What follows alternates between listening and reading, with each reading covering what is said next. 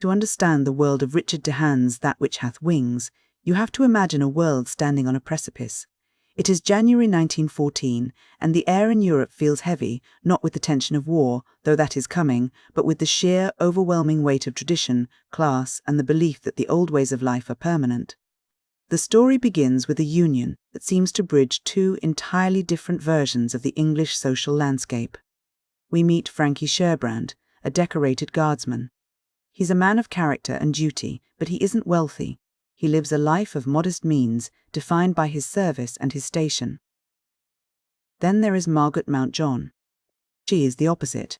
Margot is a woman of immense wealth and high social standing, a personification of the gilded, comfortable world that the coming war is about to dismantle. When they marry in that January wedding, the atmosphere is one of romantic idealism. It's a lavish affair, a celebration of a life that feels like it will go on in this predictable, structured way forever. For a brief moment, the Sherbrand-Mountjohn union represents the peak of social grace. But Dehan uses this wedding to establish a sense of the calm before the storm. The reader knows what the characters do not. The idyllic, structured world of the Mountjohns and the Sherbrands is about to be shattered by the industrial machinery of the Great War.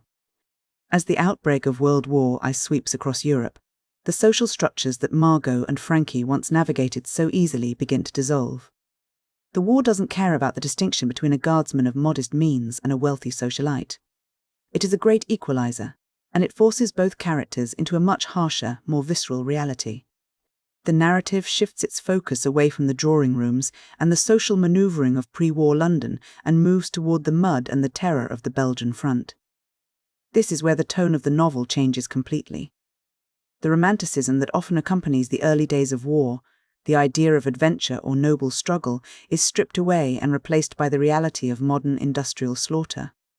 The focus narrows to the harrowing, claustrophobic experience of the trenches and the devastating power of heavy artillery. It is in this setting of chaos and mud that we meet Alan Sherbrand and Patrine Saxon. Alan is a man living in a world of literal darkness. He is blind.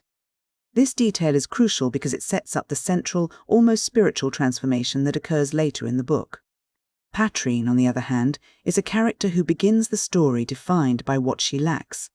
She is seen as having certain limitations, perhaps socially or physically, but as the war progresses, she becomes the most vital, most courageous figure in the narrative. The climax of the book occurs during a massive, relentless bombardment on the Belgian front. The air is filled with the sound of heavy shells, and the world is reduced to a terrifying landscape of smoke and iron. During one of these intense barrages, a heavy artillery shell strikes a position held by Patrine and Alan. In that moment, the survival of Alan, who cannot see the danger coming, hangs in the balance. In an act of pure, instinctive self-sacrifice, Patrine does something extraordinary.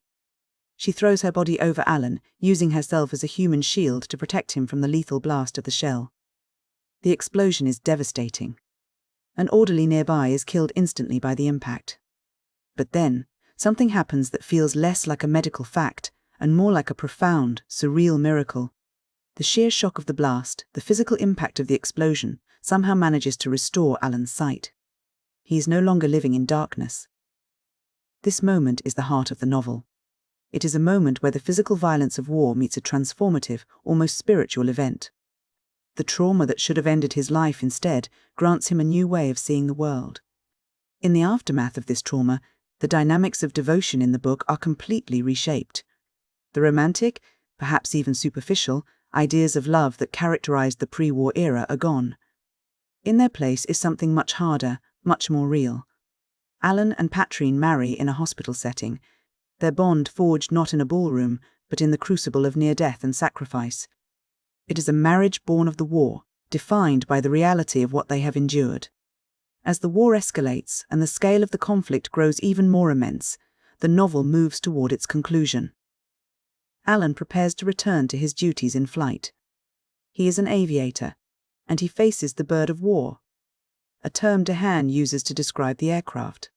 But he is not the same man who went into the sky before. He returns to the air with a new, piercing clarity of vision. The novel ends with a sense of profound, almost spiritual resilience. The characters have been broken by the war, but they have also been remade by it, finding an enduring strength in their capacity to love and to see the world clearly, even amidst the chaos of the Western Front. When we look back at the story as a whole, several layers of meaning emerge, particularly regarding the themes of sacrifice and the nature of sight.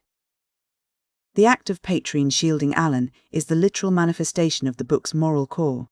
It's not just a plot point, it's an exploration of love as something that transcends self-preservation. In the context of a war that is characterized by impersonal, mechanical death, Patrine's act is intensely personal and deeply human. She chooses to face the machine to save the individual. This leads us to the central metaphor of the book, the restoration of Alan's sight. It's important to understand that Dehan isn't trying to write a medical miracle. If you look at it through a strictly realistic lens, it feels out of place, but if you view it metaphorically, it makes perfect sense.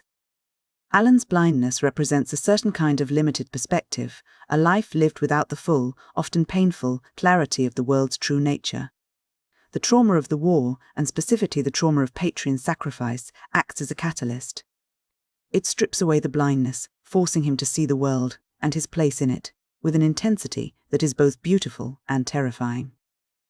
It suggests that sometimes it takes a total shattering of our previous reality to truly see what is right in front of us.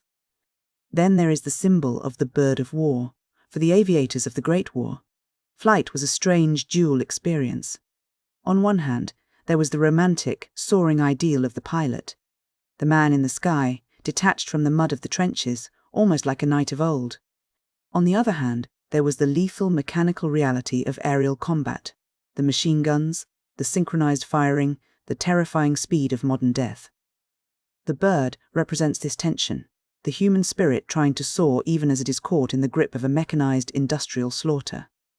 Finally, we see how the war acts as a social equalizer. At the start of the book, the distinction between Margot Mountjohn's wealth and Franky Sherbrand's modest life feels like an unbridgeable gap. The social rules are clear, but the war doesn't respect those rules. It drags the wealthy into the same mud as the poor, and it strips away the labels of socialite or guardsman, leaving only the fundamental human reality of survival and devotion. In the end, That Which Hath Wings is a story about the resilience of the human spirit when it is pushed to its absolute limit. It's a book that suggests that while war can destroy the structures of civilization, it can also reveal a clarity and a strength of character that might never have been found in the easy, comfortable light of peace. Through the eyes of Alan and Patrine, we see that even in a world of darkness and destruction, there is a capacity for a vision that is both profound and enduring.